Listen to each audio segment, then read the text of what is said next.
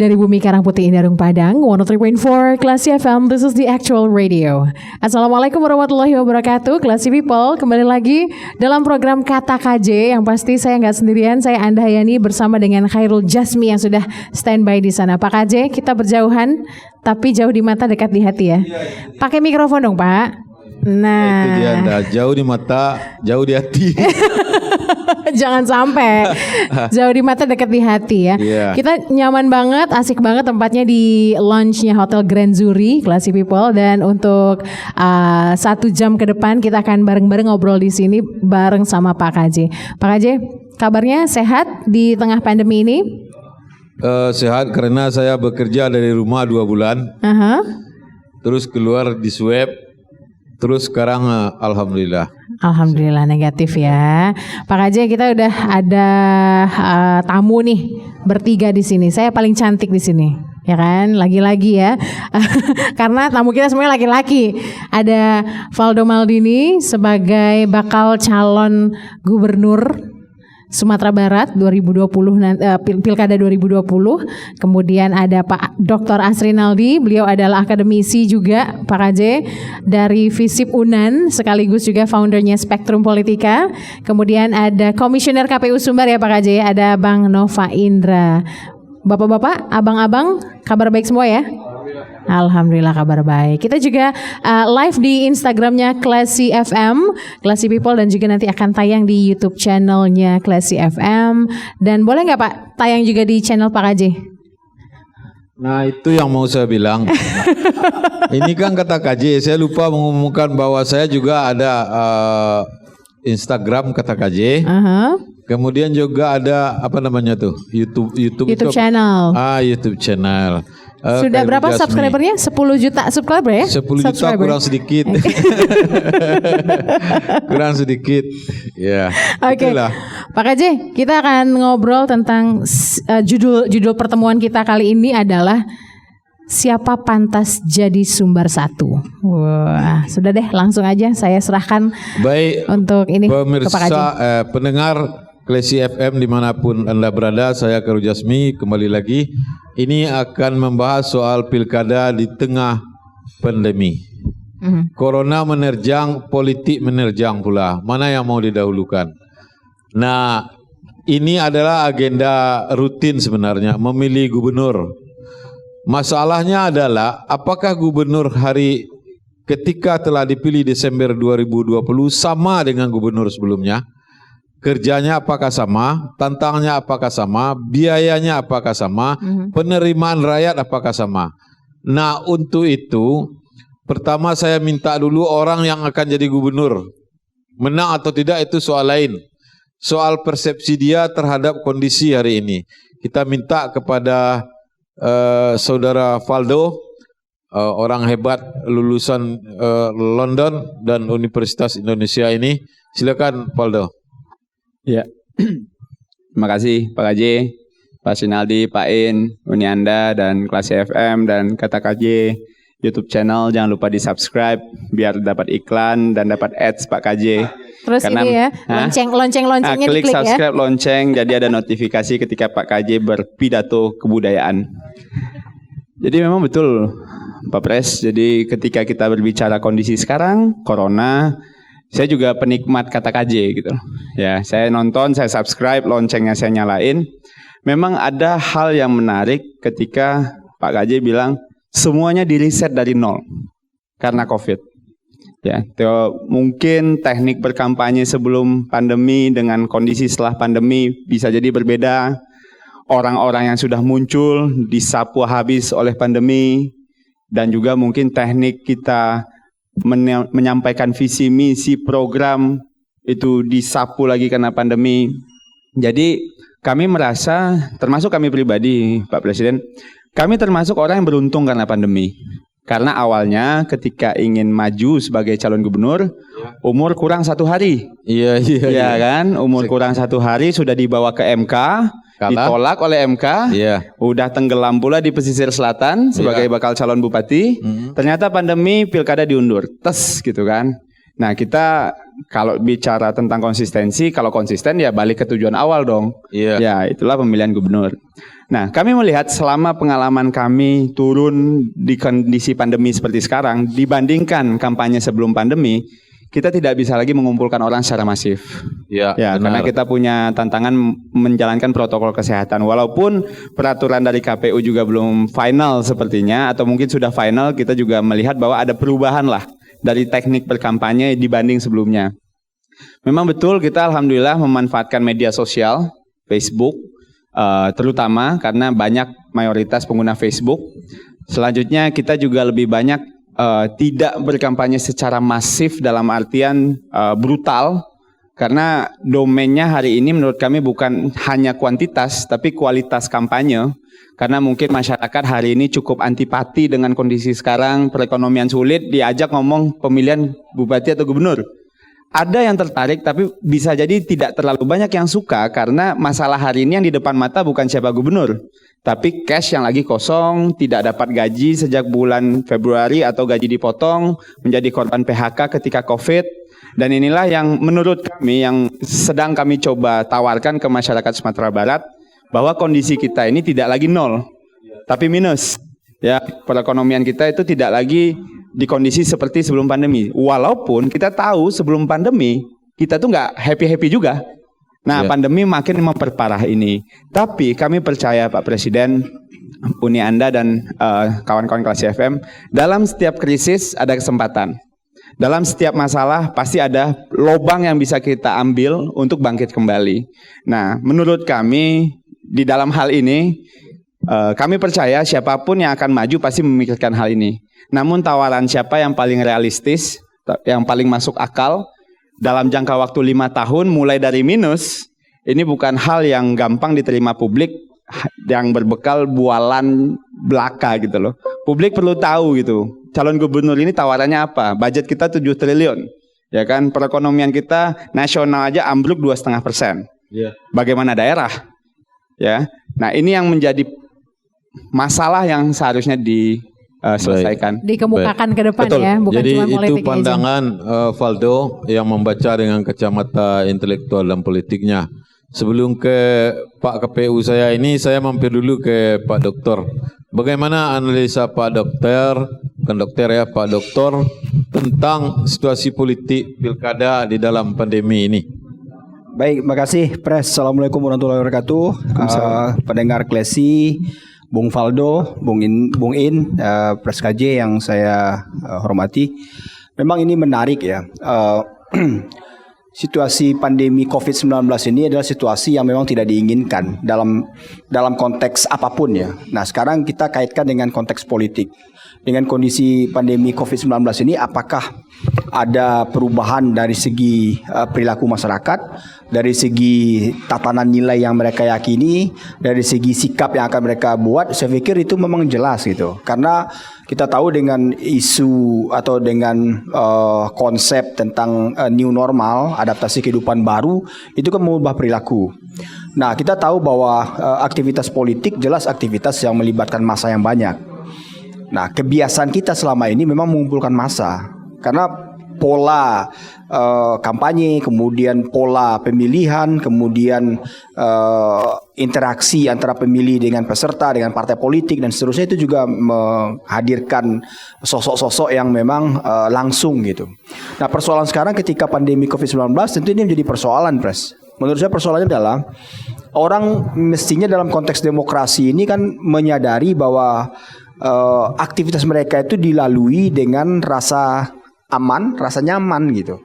Apalagi kalau disuruh mereka menghadiri, nggak usah lah kita bicara kampanye. Kampanye itu kan harus memunculkan motivasi diri dulu gitu kan. Tapi menghadiri ke TPS misalnya. Kalau orang merasa dirinya tidak aman, tidak nyaman, saya pikir ya mereka akan berpikir 2 kali gitu. Apakah mau datang atau tidak.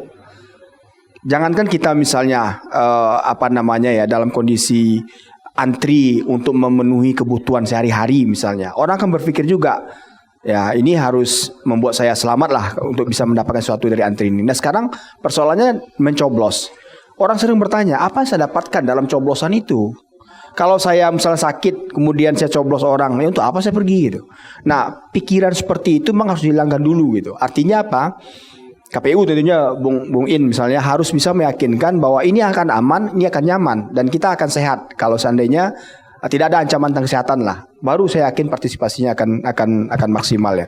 Tapi kalau seandainya kondisi itu tidak bisa diyakinkan, dengan kondisi normal saja, sebagai ilustrasi saja, itu partisipasi masyarakat dalam konteks pemilihan gubernur terakhir itu 58,sekian% gitu. Dalam keadaan aman. Keadaan aman, nyaman, normal. Sekarang ini abnormal ini dengan kondisi kesehatan orang terancam. Saya sendiri misalnya yang tahu dengan hak dan kewajiban saya misalnya. Kalau saya lihat rame dan melihat yang protokol kesehatan tidak jalankan, saya lebih baik tidak datang gitu. Apa rugi saya? Saya tidak merasa tidak rugi. Persoalan itu kan hak saya gunakan atau tidak gitu. Nah, ini yang kita khawatirkan. Sementara demokrasi langsung yang kita tuntut kepada DPR dengan Undang-Undang 10 2016 adalah partisipasi langsung masyarakat. Nah, kalau partisipasi masyarakat itu tidak hadir, tidak ada, berarti makna pemilihan langsung ini tidak ada sama sekali gitu.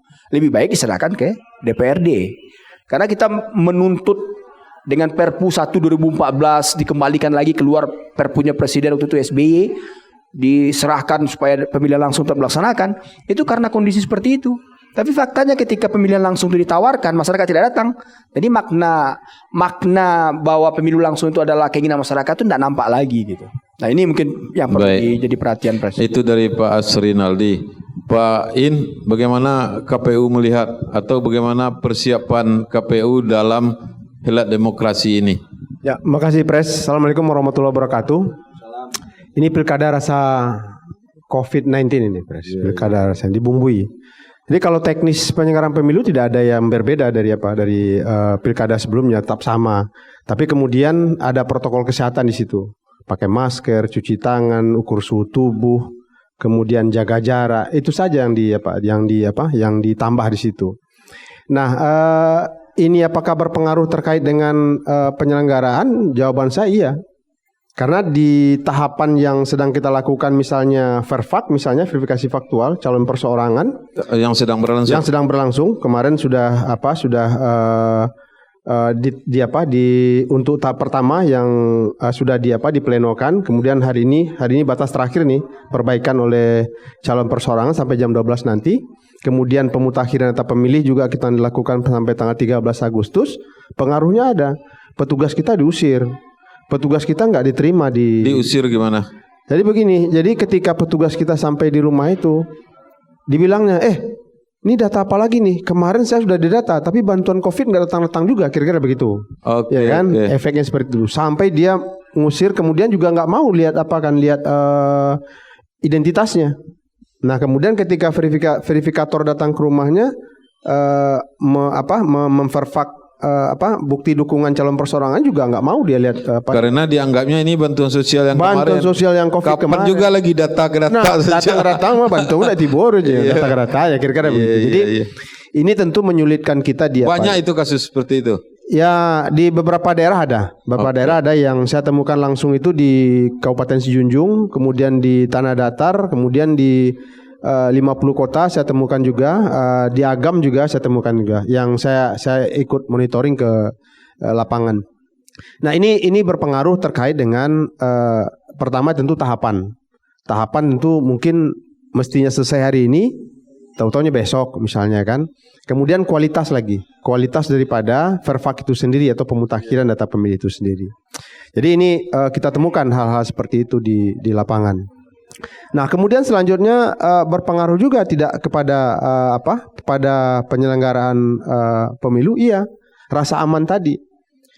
Setiap kali saya sosialisasi ke kabupaten kota itu atau melalui webinar atau daring misalnya, selalu pertanyaan masyarakat itu, KPU bisa menjamin tidak kesehatan saya ketika pada hari pemungutan dan penghitungan suara atau petugas datang ke rumah-rumah. Nah, jawaban kita KPU kan normatif saja. Karena di PKPU 06 itu cuma dijelaskan kita yang penting pakai masker, jaga jarak, cuci tangan dan ukur suhu tubuh dan pakai sarung tangan bagi petugas. Nah, sampai di bawah ketika kita lakukan protokol seperti itu, pakai masker, kemudian salamnya tidak salam seperti ini saja, masyarakat itu bilang, Pak KPU sombongnya macamnya. kami ko risiko Pak La Jengah Paknya. La Jengah itu bahasa Sijunjong, Bang. Jengah ko nado loh, Covid ko kira-kira begitu. Jadi ini tentu apa? Membawa juga kita kepada suasana itu. Kalau enggak masalah nya berang lo orang kawa Pak Pres. Kecian sombong singgung lo ya kan. Nah, apa tugas ini di swab? Enggak di swab, cuma rapid. Nah, jadi itu ya apa. Nah, kemudian dalam hal juga protokol kesehatan misalnya kemarin aneh juga itu. Kita sebelum turun itu kan kita di rapid. Biayanya rumah sakit itu hampir 350.000. Saya sampaikan saja 350.000. Turun Dirjen Kesehatan. Biayanya maksimal tidak lebih dari 150.000. Tidak, di beberapa daerah tidak ada sanggup masyarakat yang rumah sakit pemerintah dan swasta yang mau melakukan dengan biaya 150. Kocak-kocir juga kita penyelenggara. Iya. Kalau nggak ada, Bawaslu tinggal mambuin Bawaslu kan, tidak bisa melakukan tahapan karena belum dirapid. Sebenarnya bisa 150 kalau kesetnya yang Indonesia Cinta Indonesia itu sudah ada. Itu yang belum ada. Jadi surat dulu barang tak ada. Makanya belum 150 belum bisa. Jadi kan ada seperti flash disk ya. Nah itu tuh harganya mahal. 200 itu berapa? Kalau yang buatan Indonesia yang bisa 150 itu sudah ada, maka bisa dilaksanakan. Ya. Masalahnya itu belum ada. Ya, nah itu. Jadi dan itu bisa kita atasi kemarin dengan surat dari KPRI bahwa itu bisa diganti dengan surat keterangan tidak demam lah, tidak flu. Nah, tapi kan tetap saja itu menjadi prasyarat bagi kita untuk melaksanakan tahapan. Nah, saya membayangkan nanti kalau misalnya hari ini rapid test mungkin tidak ditiadakan, tapi 9 Desember nanti ada 12.560 TPS. Artinya kali 7, kali 9 lah, tambah itu kan mesti di swab itu. Biaya swab itu berapa itu? 2,5 juta. 2,5 juta kali 108.000 orang penyelenggara itu. Ya harus. Nah harus itu. Kan?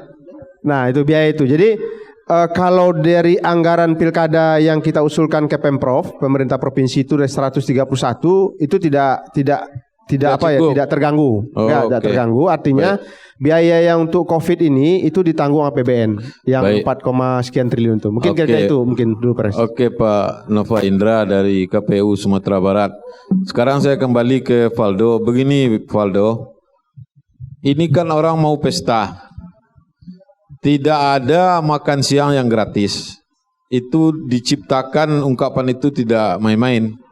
Maksudnya ini memerlukan biaya yang tinggi, baik resmi ataupun tidak, baik untuk baliho ataupun untuk kampanye atau untuk yang lain-lainnya. Bagaimana Valdo memandang persoalan biaya ini dalam pelaksanaan Pilgub 2020? Ya, terima kasih Pak Pres.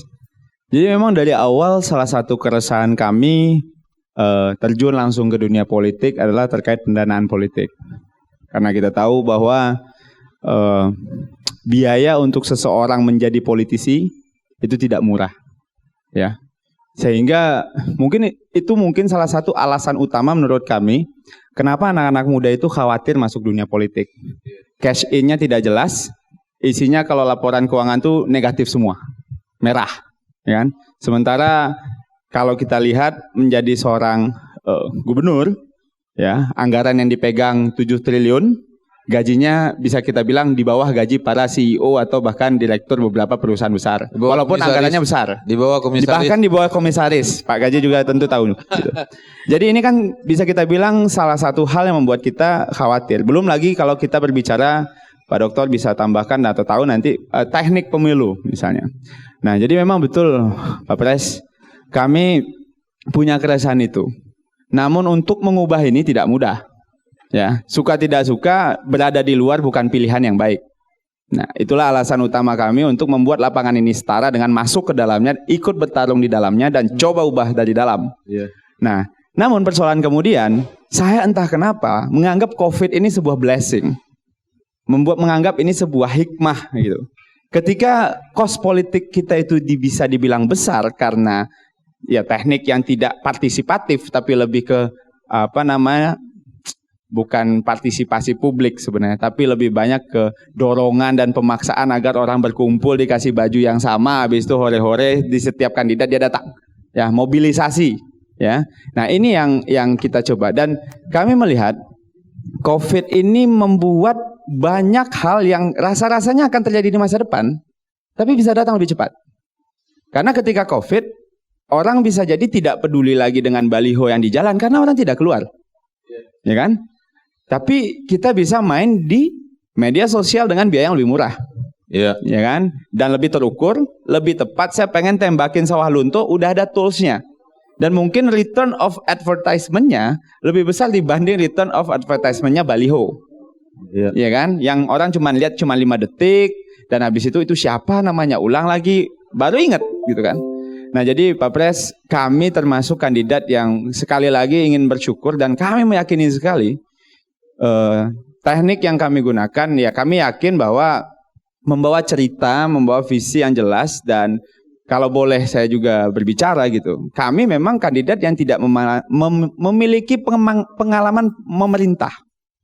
Karena jujur, pemerintah itu kan, saya udah 2000 titik turun Pak Pres, sejak 8 bulan yang lalu.